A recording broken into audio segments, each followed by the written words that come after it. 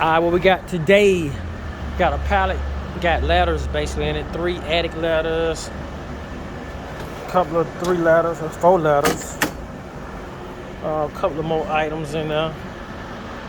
And you got $1,000 pallet with a big generator and some couple of tools in there.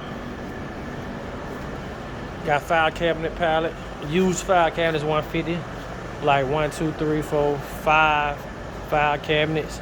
And the tall file cabinets are 5 draw. We got an air conditioning pallet, $1,200. Vanity pallet, $700. Sink pallet with different sinks on it, $900. Surface cleaner pallet, $500. There's a pallet, $800 with the lawnmower. We got this pallet right here for $900. 1,000, 700 for the fans, 900. So we done added 2 more pallets today. So those are 3. 1, 2, 3, 4. 4 pallets.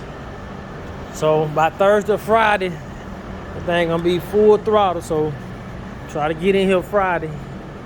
Some people gonna come and try to grab these 500 pallets probably tomorrow. I already know. And that's it for today. About to get up out this boy. Oh no.